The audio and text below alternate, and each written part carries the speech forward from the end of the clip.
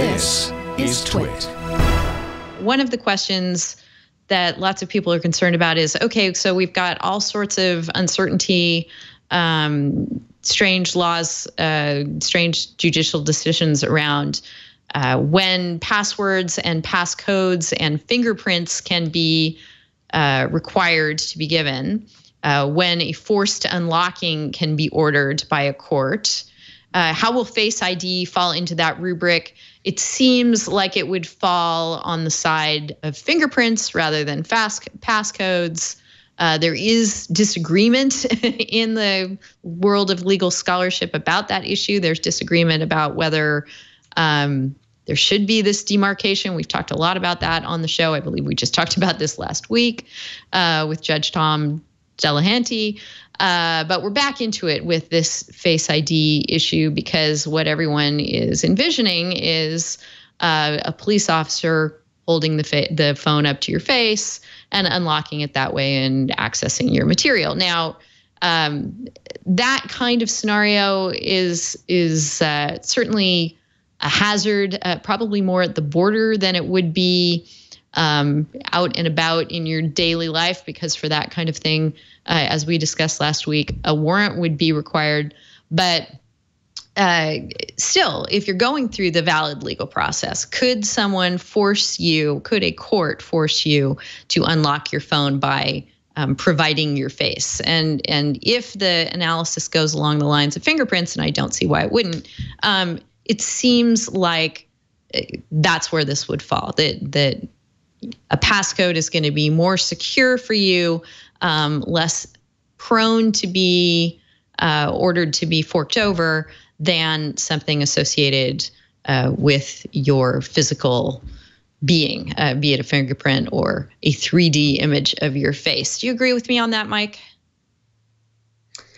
Yeah, I do. As we've talked about before, that it seems like the line of demarcation is if you're being compelled to disclose something that you know, that raises a Fourth Amendment or Fifth Amendment issue. Whereas if you're being compelled to provide something that you are, i.e. a hair sample, blood sample, fingerprint, then that is not considered testimonial. It seems as though facial recognition, that would fall on the side of the line about who you are as opposed to something that you know, seems to me. But of course, as we've talked about before, the lines are a bit fuzzy here. Mm-hmm. Senator Al Franken has asked a bunch of questions to Apple, and they're all really good questions. Apple, during the presentation, has said that, and subsequently, I believe, has said face recognition data is only going to be stored on the individual phones and not stored in the cloud, not on a server. So that's somewhat comforting. But Franken is interested in whether that data can be accessed remotely or through physical access to the device, and whether Apple may at some point change its stance on that, and is asking for assurances that this data won't be stored centrally and converted into this vast database of 3D maps of people's faces. I mean, it's certainly something to try and wrap your head around and be concerned about. Other good questions from the senator involve, let's see, he had lots of them.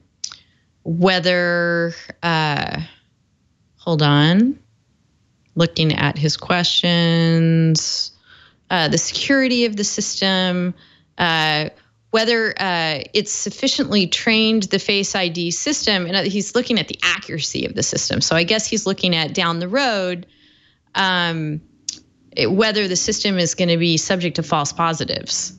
So assuming that somebody does use this data for something, I think he's worried that it might misidentify someone.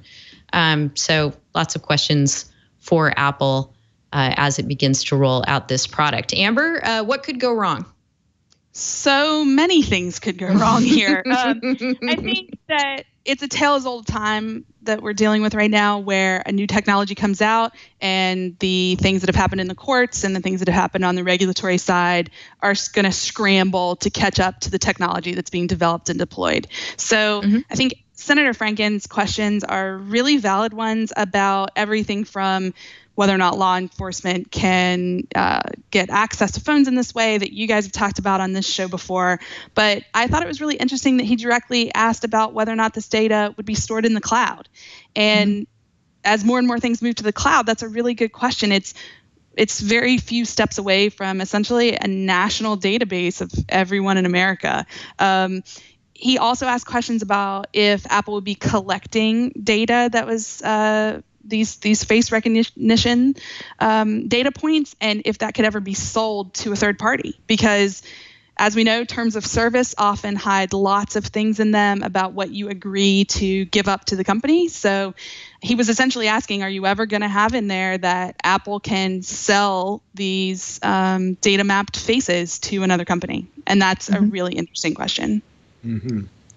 Yeah, and I mean, how does Apple say, no, we will never do that? I mean, I suppose it's a promise that they could make, and given who Apple is and what sort of company it is, it's one that people could put some faith in. But any company, Apple's certainly had its financial vicissitudes over the decades, and at some point it may need to sell assets. And when it sells assets, is it going to be able to enforce agreements that it's made about what it's going to do data? I mean, these are open questions for any company. Also, an open question at this point is whether the emergency feature that we discussed last week that's coming in iOS 11, where you can disable the fingerprint reader by a 5-time tap on the wake sleep button, whether that's going to also disable Face ID. I assume, Matt, that it would, don't you?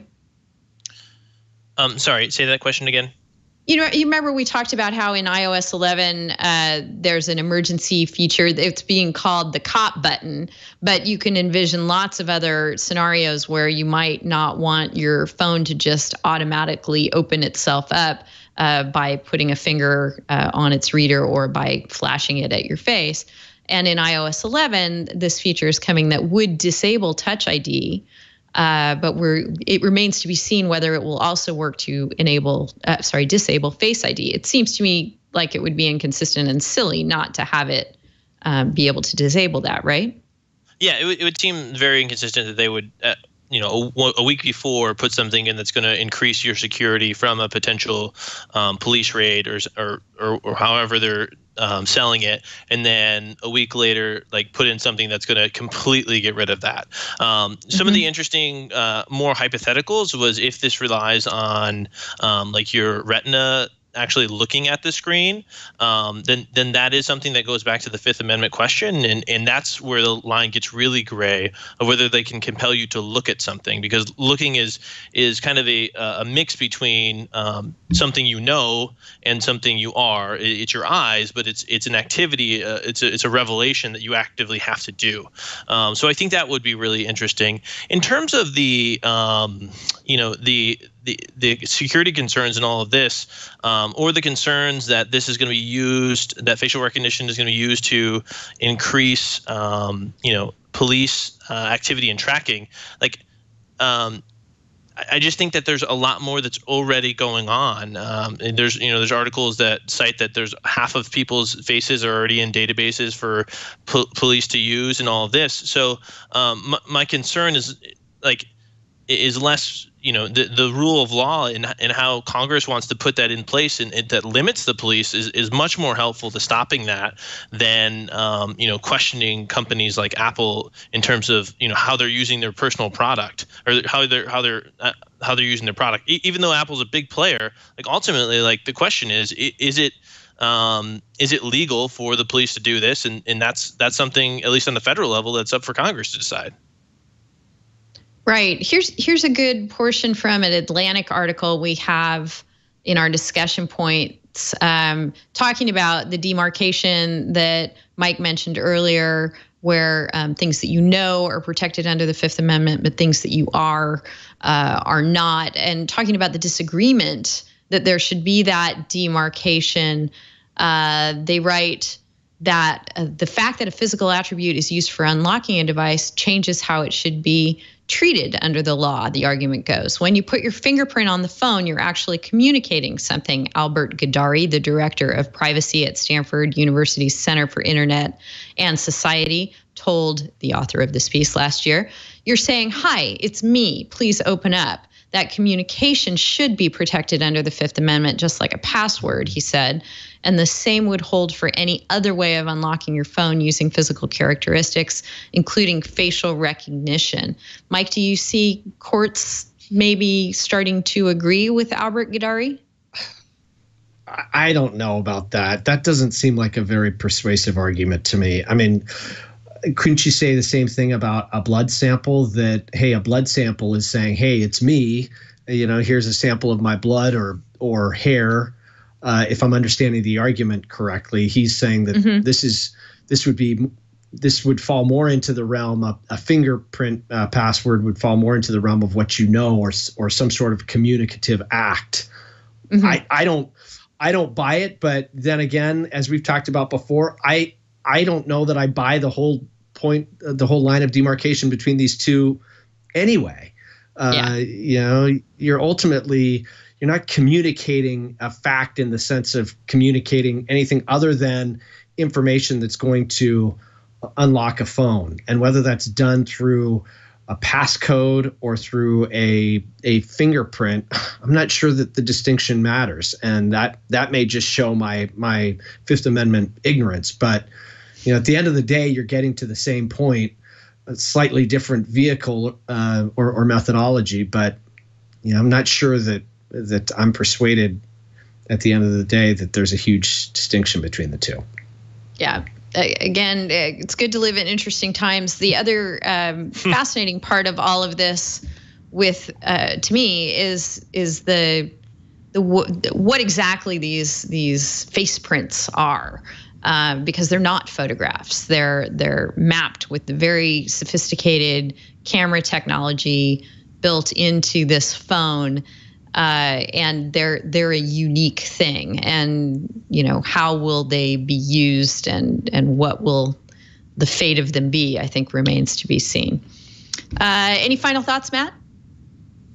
No, I agree with you completely that this is a computer algorithm of a photo where it's taking it and manipulating it into bits, and then recognizing it based on the certain patterns.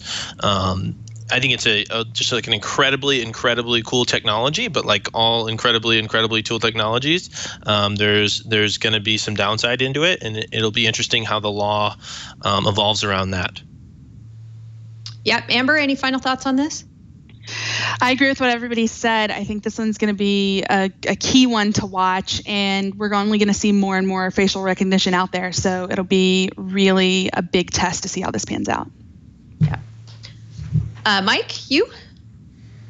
I guess the only other thought I would mention, we'd be remiss to not mention that when this technology was displayed earlier this week, it didn't work, right? Really? Show. I understand that the reason that happened is multiple faces, the phone that was being, I guess, shuttled over to the lead engineer that was demonstrating the technology. It sounds like maybe multiple faces looked into the phone, and as a result, it defaulted to the passcode unlocking mechanism. So when he was up there in front of the whole crowd displaying the facial recognition unlocking method, it didn't work. So like a security feature locking out of your account if there have been too many failed password attempts, that kind of thing. That was my understanding. Yeah. Yes, too many faces were looking at the phone, I guess.